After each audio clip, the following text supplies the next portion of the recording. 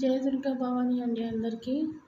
ఈరోజు టాపిక్ ఏంటంటే third party situation నుంచి మీకు భగవంతుడు ఏం మెసేజ్ ఇవ్వాలనుకుంటున్నారు. థర్డ్ పార్టీ సిచ్యువేషన్ వల్ల మీరు బాధపడుతున్నారు కదా, దాని గురించి మీరు నమ్ముకున్న భగవంతుడు మీకు ఏం మెసేజ్ ఇవ్వాలి అని అనుకుంటున్నారో చూద్దాం.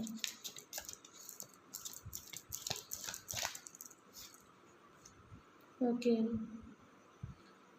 Love once.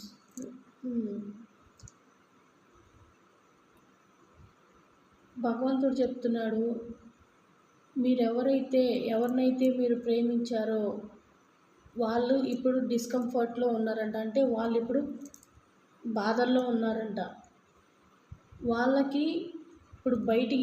వాళ్ళని ఇప్పుడు ఆ ప్రాబ్లం నుంచి బయటికి తీసుకొచ్చే ప్రక్రియ నడుస్తుంది. అది మేము చేస్తున్నాము. అంటే మీరు ఎవరినైతే ప్రేమిస్తున్నారో వాళ్ళకి మంచి దారి చూపించడం స్టార్ట్ చేశారు భగవంతుడు. అంటే మీ దగ్గరికి రప్పించేదానికి స్టార్ట్ చేశారు. మిమ్మల్ని కూడా ఈ ప్రాసెస్ని నమ్మండి, మేమేం చేయాలనుకుంటున్నాం అదంతా మీ మంచికే అని చెప్పి చెప్తున్నారు.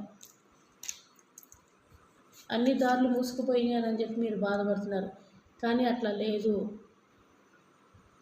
నీకు మేము ఎప్పుడు తోడున్నాము అని చెప్పే చెప్తున్నారు. నీ లైఫ్లో హ్యాపీనెస్ అనేది రాబోతుంది, కానీ దానికి నువ్వు ప్రిపేర్డ్గా లేవు అని చెప్పే చెప్తున్నారు. Trust the abundance. మీ లైఫ్లో అబండెన్స్ వస్తుందమ్మా. అంటే సంతోషంని భగవంతుడు ఇస్తున్నాడు, కానీ మీరు నమ్మట్లా దాన్ని. మీకున్న బాధలకి మీరు భగవంతుడిని నమ్మట్లా. నాకు ఎప్పుడు చేస్తావు, ఎందుకు నా లైఫ్లో ఇట్లా ఉంది అని చెప్పి నువ్వు సఫర్ అవ్వేది కాక భగవంతుడికి కూడా బాధపడుతున్నావు. నీ గురించి ఆలోచించి బాధపడుతున్నారు భగవంతుడు. మీరు నమ్మే దేవుడు ఎవరైనా సరే మీకు అదే చెప్తున్నారు.